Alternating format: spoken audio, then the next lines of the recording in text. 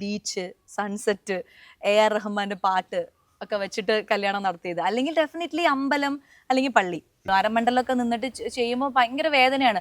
പക്ഷെ വേദന ഉണ്ടെന്ന് വെച്ചിട്ട് എനിക്ക് ചെയ്യാൻ പറ്റില്ല, ഞാൻ പകുതി വെച്ച് നിർത്തിയിട്ട് പോവാണെന്ന് പറയാനും പറ്റില്ല. ഡാൻസിൽ എപ്പോഴും ലക്ഷ്മി ദേവി വിഷ്ണുവിന്റെ കാല് തിരുമ്പി കൊടുക്കുക എന്നുള്ള കാര്യമാണ്. പക്ഷെ ലക്ഷ്മി ദേവി ഭയങ്കര പവർഫുൾ ആണ്. ഊருக்கு നല്ലവരാ இருக்கிறவங்களെല്ലാം വീട്ടിക്ക് നല്ലവരാ இருக்க മാട്ട. അത് ഭയങ്കരമായിട്ട് കുറെ ലേഡീസിന് റിലേറ്റബിൾ ആണ്. ശിവകാർത്തികേയൻ മെസ്സേജ് ചെയ്തു, മീൻസ് ഫോൺ വിളിച്ചു, വിജയ് സേതുപതി.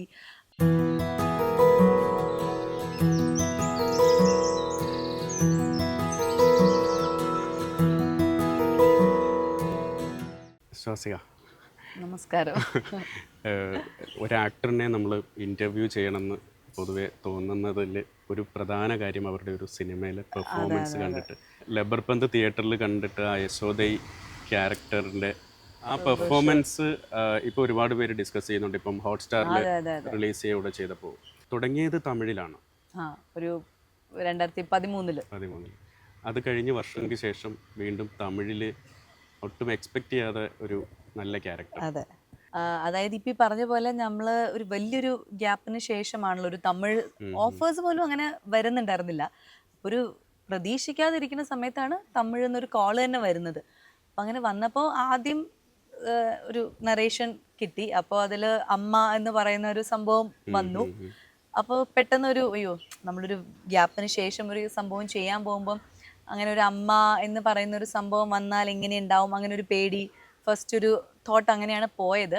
അത് കഴിഞ്ഞ് പിന്നെ വീണ്ടും ഡയറക്ടറോട് ഫോണിൽ സംസാരിച്ചു, കുറച്ചും കൂടി സീൻസുകൾ പറഞ്ഞു തന്നു. അപ്പോഴാണ് ഓക്കെ, ഇതൊരു സാധാരണ ഒരു അമ്മ അല്ല, കുറച്ച് ഒരു നമുക്ക് വ്യത്യസ്തത തോന്നിപ്പിക്കാൻ സാധ്യതയുള്ള ഒരു ക്യാരക്ടറാണെന്ന് മനസ്സിലായി. പിന്നെ സീൻ, അതായത് സ്ക്രിപ്റ്റ് അയച്ചു തന്നു മെയിലിൽ. അപ്പോൾ സീൻ ബൈ സീൻ, ആ ഒന്നാമത്തെ സീൻ മുതൽ ലാസ്റ്റത്തെ 65ാമത്തെ സീൻ വരെ വായിച്ചപ്പോഴാണ് എനിക്ക് മനസ്സിലായത് ഈ ക്യാരക്ടർ വരുന്ന എല്ലാ സ്ഥലത്തും ഈ ക്യാരക്ടറാണ് അതിൻ്റെ ഒരു ഹൈലൈറ്റ്. അതായത് യശോദ എവിടെയൊക്കെ വരുന്നുണ്ടോ അവിടെയൊക്കെ അവരാണത് ആ സീൻ തന്നെ ഹാൻഡിൽ ചെയ്യുന്നത്. അല്ലെങ്കിൽ മൊത്തം സിനിമയിൽ വേണമെങ്കിൽ പറയാം, ആ എല്ലാ മെയിൽ ക്യാരക്ടേഴ്സിനെയും ഒക്കെ ആണെങ്കിലും അവരെടുക്കുന്ന ഡിസിഷൻ്റെ ആ ഒരു മെയിൻ ബ്രിഡ്ജ് എന്ന് പറയുമല്ലോ, അത് ഈ ഒരു ക്യാരക്ടറാണ്. അപ്പം കുഴപ്പമില്ല, നമ്മൾ ഒരു റീ എൻട്രി ചെയ്യുമ്പോൾ ഒരു നല്ല പെർഫോമർ ആണ് എന്ന് ആൾക്കാർക്ക് തോന്നിപ്പിക്കാൻ പറ്റുന്ന ഒരു അവസരമാണ്. അങ്ങനെ ഞാനത് ചൂസ് ചെയ്യാന്നുള്ള ഇതിലാണ് എടുത്തത്. പിന്നെ അമ്മ അല്ലെങ്കിൽ അങ്ങനെ അമ്മായിമ്മ എന്നുള്ള അതൊക്കെ പോയി, എൻ്റെ മൈൻഡിൽ നിന്ന് അതൊക്കെ പോയി. എനിക്ക് മെയിൻലി ഓക്കെ, ഇങ്ങനെ കുറേ നല്ല നല്ല സീൻസ് ഉണ്ട്, അപ്പോൾ ആ സീൻസിൽ എങ്ങനെ നന്നായി പെർഫോം ചെയ്യാം. അപ്പം അതിന് വേണ്ടിയിട്ട് സ്ക്രിപ്റ്റ് കിട്ടിയപ്പം അത് ഡയലോഗ്സ് ആണ് ആദ്യം, അതിലൊരു പ്രശ്നം വരുത്തരുത് അല്ലെങ്കിൽ അതിലൊരു കൺഫ്യൂഷൻ അവിടെ ചെല്ലുമ്പോൾ ഉണ്ടാവരുതെന്ന് വെച്ചിട്ട് കുറേ പ്രാവശ്യം സ്ക്രിപ്റ്റ് വായിച്ചു, ഡയലോഗ്സ് ഇങ്ങനെ കാണാപ്പാഠം പഠിച്ചു. അപ്പോൾ അങ്ങനെയാണെങ്കിൽ നമുക്ക് എന്തെങ്കിലും തരത്തിലൊരു ഇംപ്രവൈസേഷൻ ചെയ്യണമെങ്കിൽ അങ്ങോട്ടും ഇങ്ങോട്ടും എന്തെങ്കിലും മാറ്റുമ്പോഴൊക്കെ ഈസി ആയിരിക്കും എന്നൊരു തോന്നൽ. അപ്പോൾ അതുകൊണ്ട് അതിൻ്റെ കാര്യങ്ങളൊക്കെ ആദ്യം പഠിച്ചു വെച്ചു. പിന്നെ ബേസിക്കലി ഈ ക്യാരക്ടറിന് വേണ്ട കുറച്ച് സാധനങ്ങൾ, ഇപ്പോൾ ട്രാക്ടർ ഓടിക്കാൻ പഠിക്കുക, അതുപോലെ ഒന്ന് ഇറച്ചി വെട്ടാനായിട്ട്.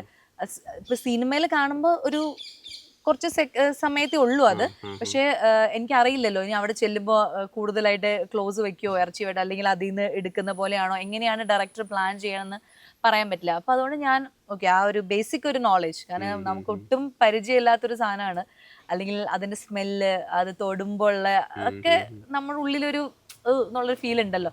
അപ്പോൾ അത് മാറണം എന്ന് വിചാരിച്ചിട്ട് ഞാൻ അവിടെ എൻ്റെ വീടിൻ്റെ അടുത്തൊരു കടയുണ്ട്, അപ്പോൾ അവിടെ പോയിട്ടൊരു ഒരാഴ്ച വെറുതെ രാവിലെ പോയി ഇറച്ചി ഇങ്ങനെ അതിൽ നിന്ന് എടുക്കാനും വെട്ടാനും ഒക്കെ ആയിട്ട് ചെറുതായിട്ട് ആ ബ്ലഡും ഒക്കെ ഒന്ന് ടച്ച് ചെയ്ത് സ്മെല്ലൊക്കെ ആയിട്ട് ഒന്ന് ഇതാവാൻ അങ്ങനെ ചെയ്തു. പിന്നെ ട്രാക്ടറും അതുപോലെ തന്നെ ഞാനൊരു 2 വീക്സ് നമ്മുടെ അടുത്ത് തന്നെ ഒരു സ്ഥലത്ത് പോയിട്ട് ട്രാക്ടർ ഒന്ന് ബാലൻസ് ചെയ്യാനൊക്കെ പഠിച്ചു. ബേസിക്കലി ഇതൊരു വെൽ റിട്ടേൺ ആയിട്ടുള്ള ഒരു ക്യാരക്ടർ ആയതുകൊണ്ടാണ് അത് നമ്മൾ കുറച്ചൊരു പെർഫോമൻസ് ചെയ്യുമ്പോഴേക്കും അതിൻ്റെ ഒരു ഹൈലൈറ്റ് ആയിട്ട് അത് മാറുന്നത് അത്രയും നന്നായിട്ട് അത് എഴുതിയത് കൊണ്ടാണ്. അപ്പം അത് അദ്ദേഹത്തിൻ്റെ ഒരു വിഷൻ. അത്രയും പവർഫുൾ ക്യാരക്ടറാണ്. ഇൻട്രോ ഒക്കെ തന്നെ, അതെ, ഇൻട്രോ അങ്ങനെ ഒരു മാസ് ഇൻട്രോ എന്ന് പറയുന്നത് ആ സിനിമയിൽ വേറെ നായകന്മാർക്കും പോലും അങ്ങനെ കിട്ടിയിട്ടില്ല. ആൻഡ് ഞാൻ എപ്പോഴും മനസ്സിലാക്കിയതെന്ന് പറഞ്ഞാൽ ഇപ്പം ഒരു നമ്മൾ പറയുമല്ലോ, ഇപ്പോൾ ഒരു ഫീമെയിലിൻ്റെ പെർസ്പെക്റ്റീവിലുള്ളൊരു സിനിമ അല്ലെങ്കിൽ ഫീമെയിൽ സെൻട്രിക് സിനിമയിലാണ് ആ ഫീമെയിലിനൊരു പ്രാധാന്യം കൂടുതൽ, അത് അവരുടെ സ്റ്റോറി ആയിരിക്കും. പക്ഷെ ഇത് മെയിൻലി ഈ 2 ആണുങ്ങളുടെ ഈഗോ, മെയിൽ ഈഗോ ആണ് അതിൻ്റെ കഥ. ക്രിക്കറ്റിന്റെ ബാക്ക്ഗ്രൗണ്ടിൽ പറയുന്ന അങ്ങനെയുള്ള ഒരു ഒരു സിനിമയിൽ ഈ ഒരു പെൺകുട്ടിക്ക് അല്ലെങ്കിൽ ഈ ഒരു ഫീമെയിൽ ക്യാരക്ടറിന് ഇത്രയും ഇമ്പോർട്ടൻസ് കിട്ടി എന്നുള്ളത് ശരിക്കും പറഞ്ഞാൽ ആലോചിച്ച് നോക്കുമ്പോൾ അതൊരു ഭാഗ്യമാണ്, ഒരു സർപ്രൈസിങ് എലമെന്റ് ആണ്. ബ്രില്യന്റ് ആയിട്ട് ചെയ്തു എന്നുള്ളതും അല്ല, ക്രിട്ടിക്കലി ഒരുപാട് അക്ലൈംഡ് ആണ് പെർഫോമൻസും. അല്ല, അപ്പൊ അതുകൊണ്ട് അത് അങ്ങനെ വരാൻ കാരണം എന്ന് പറഞ്ഞു കഴിഞ്ഞാൽ ആൾക്കാർക്ക് ആ സീനുകൾ, അവർ വരുന്ന സീനുകളായിക്കോട്ടെ, അതൊക്കെ ഭയങ്കര ആൾക്കാർക്ക് റിലേറ്റ് ചെയ്യാൻ പറ്റുന്നുണ്ടാവും, അല്ലെങ്കിൽ ആൾക്കാർക്ക് അത് ഇഷ്ടപ്പെടുന്നുണ്ട്. അതെന്താ വെച്ചാൽ അവർ പറയുന്ന ഡയലോഗ്സ്, അതിന്റെ ഡയലോഗ്സിനൊക്കെ ഭയങ്കര ഇമ്പോർട്ടൻസ് ഉണ്ട്. ഇപ്പം ഊருக்கு നല്ലവരായിരിക്കണവങ്ങളെല്ലാം വീട്ടിക്ക് നല്ലവരായിരിക്ക മാട്ട, അത് ഭയങ്കരമായിട്ട് കുറേ ലേഡീസിന് റിലേറ്റബിൾ ആണ്. ലേഡീസ് മാത്രമല്ല, ഒരുവിധം എല്ലാവർക്കും. അപ്പം അങ്ങനെ ഇവർ പറയുന്ന ഡയലോഗ്സും ഇവർ സംസാരിക്കുന്ന അല്ലെങ്കിൽ ഇവർ ഫേസ് ചെയ്യുന്ന പ്രോബ്ലംസ്, കുറേ നമ്മൾ കാണുന്ന സ്ത്രീകൾ ഉണ്ടാവുമല്ലോ, എല്ലാ റെസ്പോൺസിബിലിറ്റീസും ഒരുമിച്ച് എടുക്കുന്നു. അതിൽ നിന്ന് പ്രത്യേകിച്ച് അവർക്കൊരു ഭയങ്കര ഒരു സന്തോഷം അല്ലെങ്കിൽ ഒരു സമാധാനമൊന്നും ഇല്ല, എപ്പോഴും ടെൻഷനാണ്. എന്താവും നാളെ ആ പലിശക്കാരൻ വരുമ്പോൾ എങ്ങനെ പൈസ കൊടുക്കും, അല്ലെങ്കിൽ മകളെ പഠിപ്പിക്കുന്ന എങ്ങനെ, കല്യാണം എങ്ങനെ, അതൊക്കെ ഭാരം തലയിലേറ്റി നടക്കുന്ന ഒരുപാട് സ്ത്രീകളുണ്ട്. എന്നാൽ അവർക്ക് എല്ലാവരും ഇഷ്ടവുമാണ്. പക്ഷെ അതൊന്നും പ്രകടിപ്പിക്കാതെ ഇങ്ങനെ ഒരു മാസ്ക് ഇട്ട് നടക്കുന്ന കുറേ ആൾക്കാരുണ്ട്. അപ്പം അങ്ങനെയൊക്കെയുള്ള ആൾക്കാർക്ക് ഇത് റിലേറ്റ് ചെയ്യാൻ പറ്റുന്നതുകൊണ്ടായിരിക്കാം ആ ഒരു കഥാപാത്രത്തോടൊക്കെ തന്നെ പെട്ടെന്ന് സിനിമ കാണുമ്പോൾ ഒരു ഇഷ്ടം വരുന്നത്. അപ്പോൾ അത് ഡയറക്ടർ ഈ യശോദയുടെ ക്യാരക്ടർ മാത്രമല്ല കേട്ടോ, ഇപ്പം അതിൽ ദുർഗയുടെ ക്യാരക്ടർ ആണെങ്കിലും, അല്ലെങ്കിൽ ഇപ്പം ഹരീഷിൻ്റെ അമ്മയായിട്ട് ഉള്ള ക്യാരക്ടർ ആണെങ്കിലും, ഒരുവിധം എല്ലാ ഫീമെയിൽ ക്യാരക്ടേഴ്സിനെയും നന്നായിട്ട് തന്നെയാണ് അദ്ദേഹം പ്രസന്റ് ചെയ്തിരിക്കുന്നത്. അല്ലെങ്കിൽ അങ്ങനെ വേണം എന്നുള്ളൊരു നിർബന്ധ ബുദ്ധി ഉണ്ടായിരുന്നു എന്ന് എനിക്ക് തോന്നി സിനിമ കണ്ടപ്പോൾ. എല്ലാ ലേഡീസിനും ഒരു ഇമ്പോർട്ടൻസ് ഉണ്ട്. ഇൻഡസ്ട്രി എന്നുള്ള റെസ്പോൺസ് എങ്ങനെയായിരുന്നു? ആരൊക്കെയാണ്? നമ്മൾ പ്രതീക്ഷിക്കുന്നില്ലല്ലോ. അതായത് ഞാനൊരു പുതിയ ആളാണ്, അപ്പം എൻ്റെയൊക്കെ നമ്പർ കണ്ടുപിടിച്ച് അല്ലെങ്കിൽ നമ്പർ ചോദിച്ച് എന്നോട് സംസാരിക്കാനുള്ളൊരു എഫേർട്ട് ഇവരൊക്കെ എടുക്കുമെന്ന് ഞാൻ വിചാരിച്ചു. ഡയറക്ടറിൻ്റെ അടുത്ത് പറയുമായിരിക്കും, സ്വാസിക അവർ നന്നായി ചെയ്തു എന്ന് പറയൂ, അങ്ങനെയൊക്കെയായിരുന്നു എൻ്റെ മനസ്സിലുണ്ടായിരുന്നത്. പക്ഷേ ഇപ്പൊ രഞ്ജിത്ത് സാറ്, അദ്ദേഹം സിനിമ കണ്ടിട്ട് ഒരു 15 മിനിറ്റ്സോളം സംസാരിച്ചു ഫോണിൽ. പിന്നെ നേരിട്ട് വിളിപ്പിച്ചു ഞങ്ങളുടെ ടീമിനെ, വീട്ടിൽ വിളിച്ചിട്ട് എല്ലാവരും സംസാരിച്ചു. അതുപോലെ വെട്രിമാരൻ സാറ്, അവരും ഫോണിൽ എന്നെ വിളിച്ച് സംസാരിച്ചു. അഗെയിൻ നമ്മുടെ ടീമിനെ ഇൻവൈറ്റ് ചെയ്തു ഫോർ ലഞ്ച് എന്ന് പറഞ്ഞിട്ട് ഇൻവൈറ്റ് ചെയ്ത് സംസാരിച്ചു. ശിവകാർത്തികേയൻ മെസ്സേജ് ചെയ്തു, മീൻസ് ഫോൺ വിളിച്ചു. വിജയ് സേതുപതി, അങ്ങനെ ഇവരെല്ലാവരും ഫോൺ വിളിച്ച് ഒരു 15 മിനിറ്റ്സ് എങ്കിലും നമുക്ക് വേണ്ടി സ്പെൻഡ് ചെയ്തു എന്നുള്ളത് എനിക്കൊരു സത്യത്തിൽ ഒരു ഭയങ്കര ഒരു പുതിയ അനുഭവമായിരുന്നു. ഇപ്പം ശ്വാസികയ്ക്ക് 30 വയസ്സ് തികയുന്ന ദിവസമാണ് നമ്മൾ 2022 ഇന്റർവ്യൂ ചെയ്തത്, ലാസ്റ്റ് ഇന്റർവ്യൂ ചതുരത്തിന് സമയത്ത്.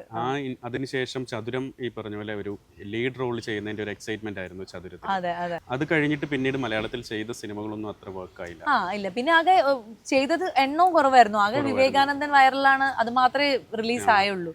അല്ലാതെ ബാക്ക് ടു ബാക്ക് കുറെ അങ്ങനെ വന്നില്ല ഓഫേഴ്സ്. പിന്നീട് വന്നത് നമ്മുടെ ഈ തമിഴിലെ ലബർപന്ത് വന്ന, അത് വേറൊരു രീതിയിൽ ഹിറ്റായി. അപ്പൊ ശ്വാസിക പറയുന്നത് ഈ വെയിറ്റ് ചെയ്തിരിക്കുന്നതിന്റെ ഒരു റിസൾട്ട് ആണോ അത്? May be. എനിക്കിപ്പോൾ എൻ്റെ ഒരു നമ്മൾ നോക്കുമല്ലോ, നമ്മുടെ ഒരു ഹിസ്റ്ററി നോക്കുമ്പോൾ അങ്ങനെയാണ് സംഭവിക്കുന്നത്. അതായത് ബാക്ക് ടു ബാക്ക് ഭയങ്കര വർക്ക് അല്ലെങ്കിൽ ബാക്ക് ടു ബാക്ക് റിലീസസ്, അങ്ങനത്തെ സംഭവങ്ങളില്ല എൻ്റെ ലൈഫിൽ ഇതുവരെ. അങ്ങനെ വന്നിട്ടില്ല. കുറേ നാളിങ്ങനെ ഒന്നും ഇല്ലാതിരിക്കുന്ന സമയത്തായിരിക്കും എന്തെങ്കിലും ഒരു ഓഫർ വരുന്നത്. അപ്പം നമ്മളത് ഭയങ്കര ചൂസ് ചെയ്യാവാതെ നമ്മുടെ ഉള്ളിലുള്ള ഒരു കോൺഫിഡൻസ് വെച്ചിട്ട് ഇത് ചെയ്യാം, ഇത് നന്നാക്കി എടുക്കാം എന്നുള്ള ഇതിൽ ചെയ്യുന്നു, അത് നന്നാവുന്നു. അങ്ങനെ ഒരു സംഭവമായിരുന്നു ഇപ്പം ചതുരം. അതിനുശേഷം ഇപ്പം ഒരു 2 വർഷം കഴിഞ്ഞപ്പോൾ ചതുരം റിലീസ് ചെയ്തതിൻ്റെ സമയത്ത് തന്നെ ഈ ഓഫർ വന്നു, തമിഴ് വന്നു. പക്ഷെ തമിഴ് സ്വാഭാവികമായിട്ടും ഷൂട്ട് തുടങ്ങാനും തീരാനും ഒക്കെ ലേറ്റ് ആവുമല്ലോ. അപ്പോൾ ഓൾമോസ്റ്റ് 1 ഇയറിന് മേലെയായി നമ്മൾ ഷൂട്ടൊക്കെ കഴിഞ്ഞ് ഇപ്പോൾ റിലീസ് ആവുന്നത്. അഗെയിൻ പിന്നെയും ഒരു വലിയൊരു ഗ്യാപ്പിന് ശേഷം തമിഴ് ചെയ്യുന്നു, ഗ്യാപ്പിന് ശേഷം റിലീസ് ആവുന്നു. അത് റിലീസായപ്പോൾ അതും നന്നായി. അപ്പോൾ എനിക്ക് തോന്നുന്നത് ചിലവർക്ക് അങ്ങനെ ആയിരിക്കും, എന്താ പറയുക, ഒറ്റയടിക്കൊരു ഇതുണ്ടാവില്ല, ഇങ്ങനെ സ്ലോ ആയിട്ട് ഇങ്ങനെ ആ ഒരു സക്സസിന്റെ മാധുര്യം ഇടയ്ക്കിടയ്ക്ക് ഇങ്ങനെ തന്നു പോകുന്നതായിരിക്കും. എനിക്ക് അങ്ങനെയാണ് ഇപ്പോൾ ഇത്രയും നാളായിട്ട് അങ്ങനെയാണ് സംഭവിച്ചുകൊണ്ടിരിക്കുന്നത്. അതെ, ഒരു വർഷം അങ്ങനെ പോയി. അപ്പോൾ അതും അതെ. അപ്പോൾ അറിയില്ല ഇനി അങ്ങോട്ടും എങ്ങനെയായിരിക്കും, എനിക്ക് അങ്ങനെ ഭയങ്കരമായിട്ട് ധാരണയില്ല.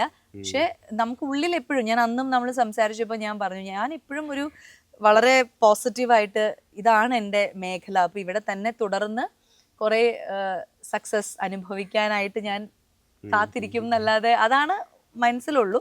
അത് എങ്ങനെ വരും, ഏത് വഴി വരും, അങ്ങനെ അറിയില്ല. ഈ ലബർബന്ദിലെ യശോദയി ഒരു ഭാര്യയാണ്, അതെ. പാർട്ട്ണറാണ്, അത്രയ്ക്ക് സ്ട്രോങ് ആയിട്ടുള്ള ഒരു പാർട്ട്ണറാണ്.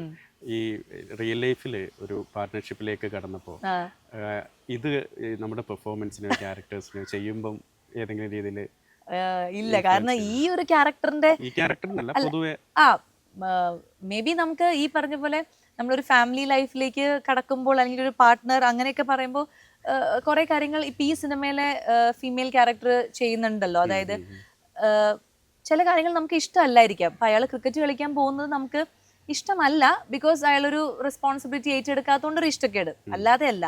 പക്ഷെ എന്നാലും നമുക്ക് അയാളോട് ഭയങ്കര ഇഷ്ടമാണ്. അതുകൊണ്ട് അയാളുടെ ആ ഒരു ചെറിയൊരു വിനോദം അല്ലെങ്കിൽ എന്താ പറയാ ഒരു പാഷൻ അതിനെ ഭയങ്കരമായിട്ട് റെസ്ട്രിക്ട് ചെയ്യുന്നില്ല. പറയുന്നുണ്ട് നിങ്ങൾ മര്യാദയ്ക്ക് ഇരിക്കണം എന്നൊക്കെ പറയുന്നുണ്ടെങ്കിലും ഭയങ്കരമായിട്ട് ഇത് പോകരുത് എന്ന് വിചാരിച്ചിട്ട് ബഹളം വെക്കുന്നില്ല. അപ്പൊ അത് എല്ലാ ഭാര്യമാരും അല്ലെങ്കിൽ നമ്മളെല്ലാ പാർട്ട്നേഴ്സും, ഭാര്യമാരെന്നല്ല ഹസ്ബൻഡ് ആണെങ്കിലും ഭാര്യ ആണെങ്കിലും ഒക്കെ ചെയ്യുന്നതാണെന്ന് തോന്നുന്നു. നമുക്കിപ്പോൾ ചില കാര്യങ്ങൾ ഡിസ്റ്റർബൻസ് ഉണ്ടെങ്കിലും ഇഷ്ടമില്ലെങ്കിലും നമുക്ക് ആ വ്യക്തിയോടുള്ളൊരു ഇഷ്ടം കാരണം ഓക്കെ കുഴപ്പമില്ല എന്നുള്ളൊരു ആ ഒരു വിട്ടുകൊടുക്കാനുള്ളൊരു മനോഭാവം ഉണ്ടല്ലോ, അത് റിയൽ ലൈഫിലും എനിക്ക് ഉണ്ടെന്ന് തോന്നുന്നുണ്ട്. ഈ ക്യാരക്ടറും അതുണ്ട്. അതൊരു ഭാര്യ ആയാലും അമ്മയായാലും, സ്പെഷ്യലി അമ്മയിലേക്കൊക്കെ വരുമ്പോഴാണ് ആ വിട്ടുകൊടുക്കലിന്റെ ഒരു പരിപൂർണതയിലേക്ക് നമ്മൾ എത്തുന്നത്. അപ്പൊ അതൊക്കെ നമ്മുടെ ഒരു ഫേസിലാണല്ലോ നമ്മൾ മനസ്സിലാക്കുന്നത്. അപ്പൊ ഇപ്പൊ ഒരു പാർട്ട്ണർ എന്നുള്ള രീതിയിൽ നോക്കുമ്പോൾ ശരിയാണ്, എനിക്കും കുറെ കാര്യങ്ങൾ ഞാൻ മുന്നേ ചെയ്തുകൊണ്ടിരുന്ന പോലത്തെ അല്ലായിരിക്കാം. പക്ഷെ അത് എനിക്ക് ഇഷ്ടമുള്ള ഒരാൾക്ക് വേണ്ടിയിട്ട് അതിലൊരു മാറ്റങ്ങൾ വരുത്താനും ഓക്കെ വിട്ടുകൊടുക്കാനും ഒക്കെ വളരെ സന്തോഷമാണ് എനിക്ക്. സോ അതുകൊണ്ട് കുറച്ചൊക്കെ അങ്ങനെ റിലേറ്റ് ചെയ്യാൻ പറ്റും. ഈ ശ്വാസിക ഒരു സാധാരണ നാടൻ പെൺകുട്ടിയിൽ നിന്ന് സിനിമയിലേക്ക് വന്ന് തമിഴിൽ വന്ന് ഇപ്പൊ തെലുങ്കിലും അങ്ങനെ എക്സ്പ്ലോർ ചെയ്ത ഒരാളാണ്. അപ്പൊ ഈ പക്ഷെ ശ്വാസിക പറയുന്ന കാര്യങ്ങളിൽ ശ്വാസികയുടെ നിലപാടുകൾ പലപ്പോഴും നാടനാണ്. ഞാൻ ഒരു ഓൾഡ് സ്കൂളാണ്. അതെ അതെ അതെ. ഈ ഓൾഡ് സ്കൂൾ മെന്റാലിറ്റി ഇപ്പൊ ഒരുപാട് കാര്യങ്ങൾ പല തവണ പല കാര്യങ്ങൾ മൊത്തത്തിൽ ആളുകൾ ഇങ്ങനെ ട്രോൾ ചെയ്യുന്നു. ഇപ്പം ഭർത്താവിന്റെ കാല് തൊടുന്നു എന്ന് പറയുന്ന സംഭവം നമ്മുടെ ഈ കാലത്ത് ഇനി എത്ര ട്രഡീഷണൽ വാല്യൂസ് ഉള്ളിലുള്ള ആൾക്കാരാണെങ്കിലും ചിലപ്പോൾ അല്ലെങ്കിൽ മേ ബി ഇഷ്ടം കേൾക്കാൻ അല്ലെങ്കിൽ ചെയ്യാൻ പ്രാക്ടീസ് ചെയ്യാൻ ഇഷ്ടം ഉണ്ടാവില്ല. അതെ അതെ. അപ്പൊ എന്താ ചോദിക്കുന്നത്, ഞാൻ എന്തുകൊണ്ട് അങ്ങനെയെന്നോ? ഉള്ളിലെന്നും ഈ ഒരു ട്രഡീഷണൽ, അതായത് ശരിക്കും പറഞ്ഞു കഴിഞ്ഞാൽ ഇത് ട്രഡീഷണൽ വാല്യൂ ഓക്കെ അതുണ്ട് എനിക്ക്. പൊതുവെ എനിക്ക് എല്ലാ കാര്യം ചെയ്യുമ്പോഴും എനിക്ക് കുറച്ച് ആ പഴയ കാര്യങ്ങളിൽ അതിൻ്റെ ഒരു എന്താ പറയുക ബാക്ക്ഗ്രൗണ്ട് അല്ലെങ്കിൽ അതിൻ്റെ ഒരു ബേസ് കിടക്കുന്നത് എനിക്ക് എപ്പോഴും ഒരു സമാധാനം തരുന്ന ഒരു കാര്യമാണ്. അത് നമ്മൾ ചിന്തിക്കുന്ന രീതിയിലാണെങ്കിലും കുറച്ച് പഴയ കാര്യങ്ങൾ പഴമയായിട്ട് ചിന്തിക്കുമ്പോഴൊക്കെ അത് അങ്ങനെ നോക്കി ഡിസിഷൻസ് എടുക്കുമ്പോൾ അല്ലെങ്കിൽ എല്ലാ കാര്യങ്ങളും അങ്ങനെ ചെയ്യുന്നതിൽ എനിക്ക് പേഴ്സണലി എൻ്റെ ജീവിതത്തിൽ അത് ഡിസൈൻ ചെയ്യുമ്പോൾ എനിക്ക് നല്ലതായിട്ടാണ് തോന്നിയിട്ടുള്ളത്. ഇപ്പം നമ്മൾ ഈ ഒരു കാര്യം ഉണ്ടല്ലോ, ഇപ്പോൾ ഈ ഭർത്താവ് അത് എന്നൊക്കെ പറയുന്നത്, ഇപ്പം ഞാൻ എൻ്റെ ഒരു കരിയർ ചൂസ് ചെയ്തത് ഞാനതൊരു ഡ്രീം ചെയ്ത ഒരു സംഭവമാണ്. ഒരു 6ാം ക്ലാസ് ഒക്കെ മുതൽ ഡ്രീം ചെയ്തൊരു സാധനമാണ് സിനിമ നടി അല്ലെങ്കിൽ അവാർഡ് അങ്ങനെ അങ്ങനെ ആഗ്രഹിച്ച. എൻ്റെ കല്യാണവും ഞാൻ വളരെ ചെറിയ പ്രായം മുതൽ ഞാൻ ഡ്രീം ചെയ്ത സാധനം തന്നെയാണ്. എനിക്ക് ഇങ്ങനെ വേണം കല്യാണം കഴിക്കാൻ, ഒരു വൈകുന്നേരം വേണം കല്യാണം കഴിക്കാൻ.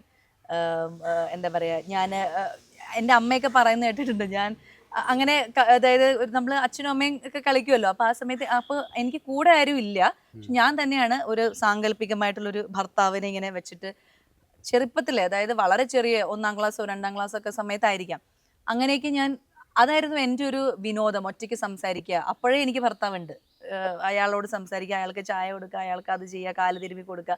സോ ഈ ഒരു സംഭവം അത് ഓരോരുത്തർക്കും ഓരോ രീതിയിലാണല്ലോ അവരുടെ ജീവിതം ഡിസൈൻ ചെയ്യുക എന്ന് പറയുന്നത്. അപ്പം ഞാൻ കരിയർ ആൾക്കാർ ഇപ്പോഴത്തെ പെൺകുട്ടികൾ കൂടുതൽ ഫോക്കസ് ചെയ്യുന്നത് കരിയറിലാണ്. കല്യാണം എന്ന് പറയുന്നത് അവരുടെ ജീവിതത്തിലെ വലിയൊരു സംഭവമല്ല, അത് ജീവിതത്തിന്റെ ഒരു ജസ്റ്റ് ഒരു ഭാഗമാണ്. പെൺകുട്ടികൾ കൂടുതലും കല്യാണം കഴിക്കാൻ ആഗ്രഹിക്കുന്നില്ല. അതിപ്പോ ഇനി അങ്ങോട്ട് ആഗ്രഹിക്കുന്നില്ല. നേരത്തെ കുറെ പേര് ആഗ്രഹിച്ചെങ്കിൽ അത് ജസ്റ്റ് അവർക്കൊരു ഒരു പാർട്ട്ണർ അല്ലെങ്കിൽ അങ്ങനെ ഒരു വേണം, അത് ജീവിതത്തിന്റെ ഭാഗം. പക്ഷെ എനിക്ക് അങ്ങനെയല്ല. ഞാൻ അതും ഒരു വലിയൊരു സംഭവമായിട്ട് ഡ്രീം ചെയ്ത് എൻ്റെ പാർട്ട്ണർ ഇങ്ങനെ, എൻ്റെ പാർട്ട്ണറെ ഞാൻ അങ്ങനെ, പാർട്ട്ണർ ഇങ്ങനെയെന്നല്ല, എൻ്റെ പാർട്ട്ണറെ ഞാൻ ഇങ്ങനെ നോക്കണം, ഞാൻ ഇങ്ങനെ ചെയ്യും, ഞാൻ അത് ചെയ്യും, ഇത് ചെയ്യും. സോ അത് ഞാൻ ഉണ്ടാക്കിയൊരു മേ ബി എൻ്റെ ഒരു വേൾഡ് ആയിരിക്കും. അപ്പോൾ ആ വേൾഡിൽ ആ കാര്യങ്ങൾ ഇങ്ങനെ വേണം ചെയ്യാൻ എന്നുള്ള ഞാൻ തന്നെ ഡിസൈൻ ചെയ്തതാണ്. സോ അതിൽ ഞാൻ ഫോളോ ചെയ്ത് പോകും. അതൊരു പഴമയായിരിക്കാം, മണ്ടത്തരമായിരിക്കാം, അല്ലെങ്കിൽ വോട്ടെവർ ഇപ്പോഴത്തെ ട്രോളന്മാർ ചെയ്യുന്ന പോലെ സമൂഹത്തിന് ഞാൻ തെറ്റായിട്ടുള്ളൊരു കാര്യം മെസ്സേജ് കൊടുക്കുകയാണെന്നൊക്കെയാണ് അവിടെ അവർ പറയുന്നത്. സത്യത്തിൽ ഞാൻ ഈ പറയുന്ന കാര്യങ്ങൾ ഫോളോ ചെയ്യാൻ ആരും തയ്യാറാവില്ല. ഞാനിനി എത്ര ഇൻ്റർവ്യൂവിൽ പറഞ്ഞാലും അത് ആരും ചെയ്യാൻ പോകുന്നില്ല. പിന്നെ വെറുതെ എന്തിനാണ് നിങ്ങൾ എൻ്റെ ജീവിതത്തിൽ നിങ്ങളിങ്ങനെ ചെയ്യാൻ പാടില്ല എന്ന് പറയുന്നത് എന്ന് എനിക്ക് മനസ്സിലാവുന്നില്ല. കാരണം ആരും അത് ചെയ്യില്ല. ആൻഡ് ഞാൻ ഒരിക്കലും പറയുന്നില്ല ഞാൻ ചിന്തിക്കുന്ന പോലെ ചിന്തിക്കേണ്ടതാണ് പെണ്ണുങ്ങൾ എന്ന് ഞാൻ ഒരിക്കലും പറയില്ല. ശരിക്കും അവർ ചിന്തിക്കുന്നതാണ് കറക്റ്റ്. ആ ഒരു പെൺകുട്ടികൾ ആരുടെയും അടിമയായിട്ട് ഇരിക്കാൻ പാടില്ല, ഇൻഡിപെൻഡൻ്റ് ആയിരിക്കണം. അവർ ഇതേപോലെ ഭർത്താവിന് എന്ന് പറയുന്നത് ഒരു പാർട്ട്ണർ മാത്രമാണ്, അയാൾക്ക് കൂടുതൽ അങ്ങനെ ഇമ്പോർട്ടൻസ് ഒന്നും കൊടുക്കണ്ട എന്നുള്ള അവരുടെ ചിന്തയെ തന്നെയാണ് ശരി. അതിൽ തന്നെയാണ് ജീവിക്കേണ്ടത് ഇപ്പോഴത്തെ കാലത്ത്. പക്ഷെ എനിക്കെന്തോ ഇഷ്ടമാണ് ഭർത്താവിൻ്റെ കീഴിൽ ജീവിക്കാൻ. എനിക്ക് ആസ് എ പേഴ്സൺ എനിക്ക് ഇഷ്ടമാണ്. അതുകൊണ്ട് എനിക്കൊരു ദോഷം വരുമെന്ന് ഞാൻ ചിന്തിക്കുന്നില്ല. അത് എൻ്റെ മാനിഫെസ്റ്റേഷൻ ആണ്. അതുകൊണ്ട് എനിക്ക് നല്ലത് വരും എന്നുള്ളതാണ് ഞാൻ ചിന്തിക്കുന്നത്. അപ്പം അങ്ങനെ തന്നെ വരുള്ളൂ. അപ്പോൾ ഇപ്പം ഈ കല്യാണം നടന്നു തന്നെ ഞാൻ പറഞ്ഞല്ലോ, വളരെ ചെറുപ്പത്തിൽ തന്നെ ബീച്ചിൽ കല്യാണം അല്ലെങ്കിൽ വൈകുന്നേരം സൺസെറ്റിൽ കല്യാണം കഴിക്കണം എന്നുള്ളത് ചെറുപ്പത്തിലേ ഉള്ള ഇതാണ് എൻ്റെ. പക്ഷെ അത് എങ്ങനെ നടക്കും എന്നുള്ളത് അറിയില്ലായിരുന്നു. ഞാനൊരു ഹിന്ദു ആളെ തന്നെയാണ് കല്യാണം കഴിച്ചിരുന്നതെങ്കിൽ മേ ബി ഈ സൺസെറ്റ് എനിക്കപ്പോൾ പ്രാക്ടിക്കലാക്കാൻ പറ്റുന്നുണ്ടാവില്ല. കാരണം അപ്പോൾ ഡെഫിനറ്റ്ലി ഹിന്ദു ആകുമ്പോൾ ഏതെങ്കിലും നമ്മൾ അമ്പലത്തിലായിരിക്കും, അല്ലെങ്കിൽ ഹിന്ദുസിൻ്റെ രീതിയിലുള്ള സമയങ്ങളൊക്കെ ഉണ്ടല്ലോ, മുഹൂർത്തം അത് ഇതൊക്കെ ഉണ്ട്, അങ്ങനെയായിരിക്കും നടക്കുകയുള്ളൂ.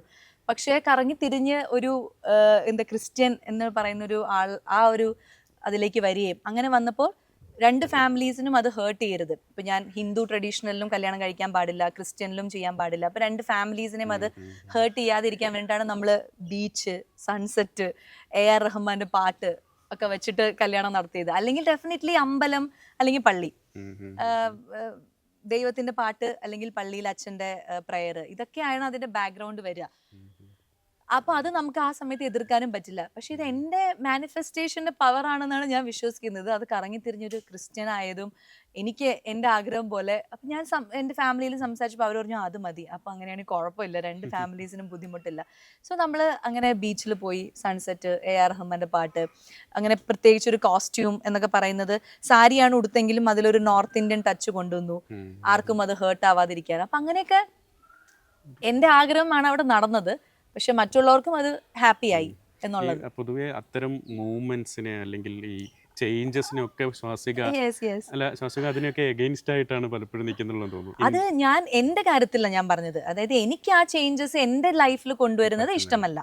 ഞാൻ അതാണ് ഞാൻ മിക്ക ഇന്റർവ്യൂസിലും പറയുന്നുണ്ട്, നിങ്ങൾ ചെയ്യുന്നതാണ് ശരി, അല്ലെങ്കിൽ നിങ്ങൾ ചിന്തിക്കുന്നതാണ് ശരി, അങ്ങനെ വേണം ജീവിക്കാൻ. പക്ഷെ എനിക്ക് എൻ്റെ ലൈഫിൽ ആ ഒരു മോഡേൺ കോൺസെപ്റ്റ് കൊണ്ടുവരുന്നത്, അല്ലെങ്കിൽ എൻ്റെ ലൈഫിലേക്ക് എൻ്റെ ലൈഫ് പാർട്ട്ണർ വരുമ്പോൾ അല്ലെങ്കിൽ എൻ്റെ ആൾക്കാരിലേക്ക് വരുമ്പോൾ അതങ്ങനെ ഭയങ്കരമായിട്ട് ആ ചേഞ്ചസ് കൊണ്ടുവരാൻ എനിക്ക് താല്പര്യമില്ല. പിന്നെ അപ്പം ഞാൻ ഈ മനഃപൂർവ്വം ഒരു അന്യജാതി ആയിട്ടുള്ള ഒരാളെ കല്യാണം കഴിച്ചതൊന്നും ആ ഒരു ചേഞ്ച് കൊണ്ടുവരാൻ വേണ്ടിയിട്ടല്ല. ഞാനത് വിശ്വസിക്കുന്നത് എൻ്റെ ഈ മാനിഫെസ്റ്റേഷൻ നടക്കാൻ വേണ്ടിയിട്ട് മാത്രം സംഭവിച്ചൊരു കാര്യമാണത്. അതായത് ഞാൻ അങ്ങനെയാണ് വിശ്വസിക്കുന്നത്. എൻ്റെ ഈ ബീച്ചിലെ സൺസെറ്റിൽ കല്യാണം, നോർത്ത് ഇന്ത്യൻ ഇതിൽ കല്യാണം നടക്കാൻ വേണ്ടി ഞാൻ അങ്ങനെ ആ വിഷ്വലൈസേഷൻ്റെ പവറിന് വേണ്ടിയിട്ട്, അല്ലെങ്കിൽ അതിൻ്റെ ഒരു പവർ കിട്ടാൻ വേണ്ടിയിട്ട് ഇങ്ങനെ സംഭവിച്ചതായിരിക്കും. അല്ലാണ്ട് ഞാനത് ഭയങ്കര വിപ്ലവകരമായിട്ടുള്ളൊരു മാറ്റത്തിന് വേണ്ടിയിട്ട് ഞാനായിട്ട് ശ്രമിച്ചതല്ല. അതങ്ങനെ സംഭവിച്ചു. ഈവൻ അവരും അതിന് എതിര് പറഞ്ഞില്ല, ഞാനും എതിര് പറഞ്ഞില്ല. ആൻഡ് ഞാൻ ഇപ്പോഴും പിന്നെ വീണ്ടും ബാക്ക് ടു നോർമലിലേക്കാണ് ഞാൻ വന്നത്. എൻ്റെ വീണ്ടും പഴയ രീതിയിൽ അച്ഛൻ്റെ അമ്മയുടെയും കൂടെ താമസിക്കുക, എനിക്ക് ഒറ്റയ്ക്ക്, ഞങ്ങൾ ഭാര്യയും ഭർത്താവും മാത്രമായിട്ട് ഒറ്റയ്ക്ക് താമസിക്കുക എന്നുള്ളൊരു അതിലേക്ക് ഞാൻ വന്നിട്ടില്ല. എനിക്കത് എൻ്റെ ലൈഫിൽ കൊണ്ടുവരാൻ താല്പര്യമില്ല.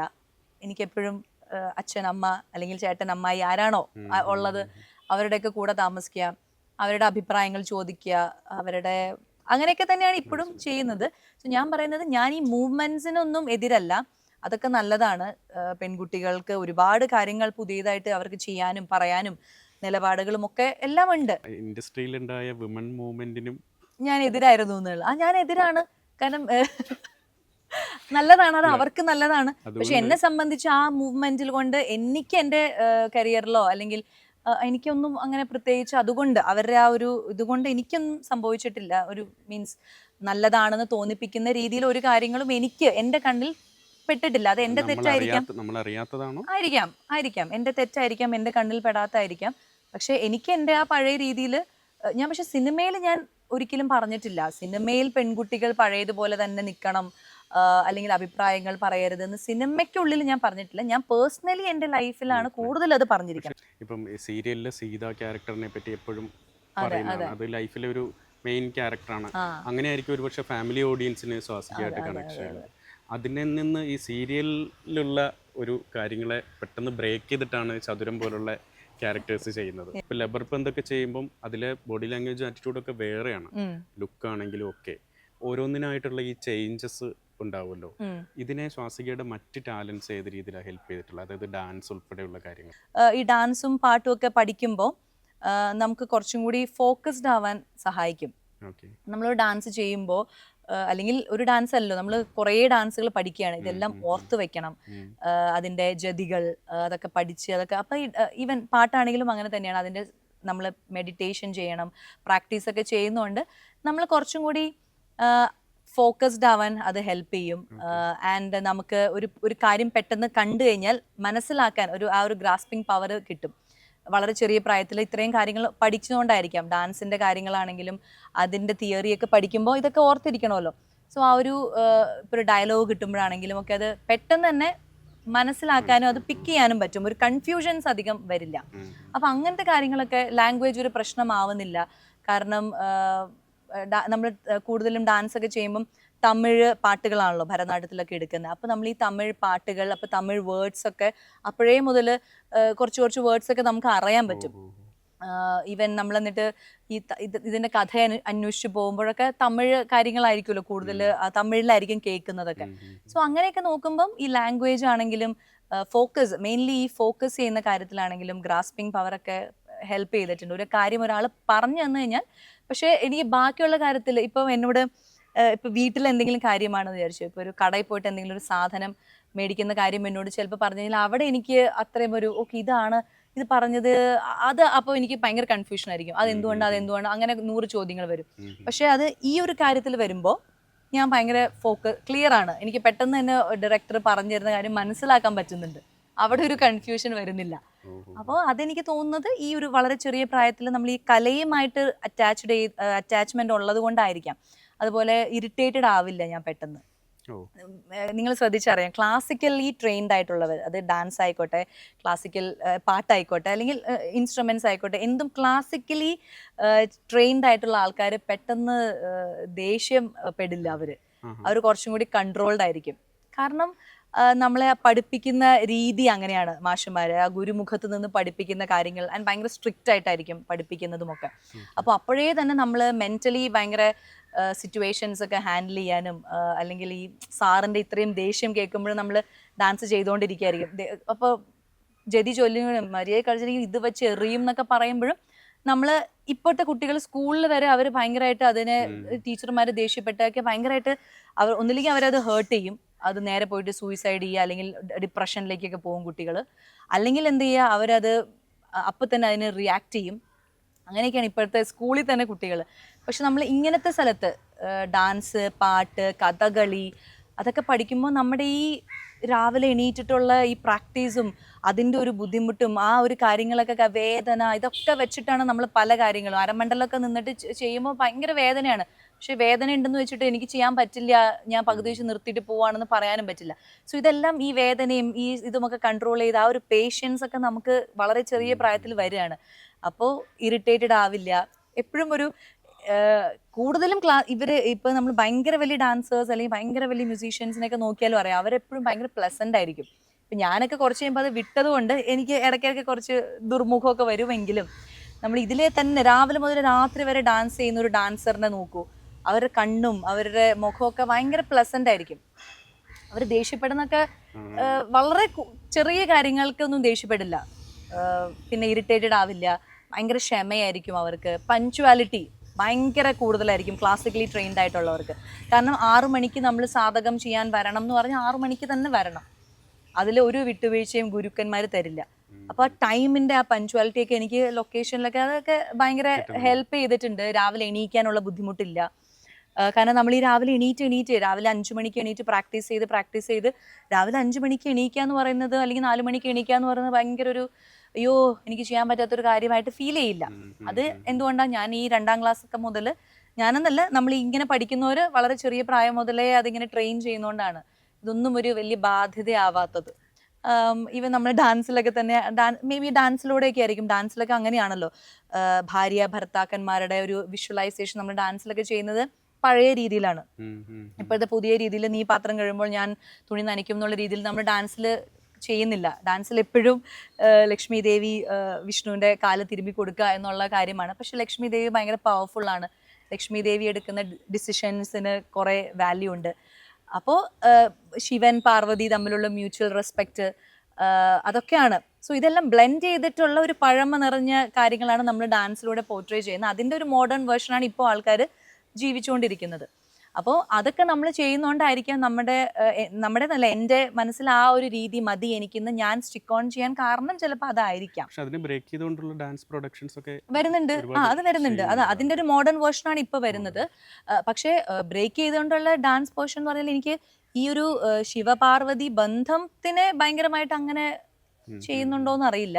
അല്ലെങ്കിൽ ലക്ഷ്മി മഹാവിഷ്ണുവിന്റെ തമ്മിലുള്ള ആ ഒരു ഇതുണ്ടല്ലോ, അതെപ്പോഴും അങ്ങനെ തന്നെ ആയിരിക്കും. അതിലൂടെ അവര് ആ ഒരു ഫീമെയിൽ ക്യാരക്ടറിന്റെ പവർ ആയിരിക്കും പുതിയ രീതിയിൽ ഡാൻസിനെ കാണിക്കുന്നത്. അതായത് വിഷ്ണു മിണ്ടാതെ നിൽക്കുന്ന പല സ്ഥലങ്ങളിലും ലക്ഷ്മി ഇടപെടുകയും അല്ലെങ്കിൽ ലക്ഷ്മിയുടെ ഭാഗത്തു നിന്നുള്ള പേഴ്സ്പെക്റ്റീവിൽ കഥ പറയുന്ന അങ്ങനെയൊക്കെ ആയിരിക്കും അതിന് മോഡേൺ ഇത് ചെയ്തിട്ടുള്ളത്.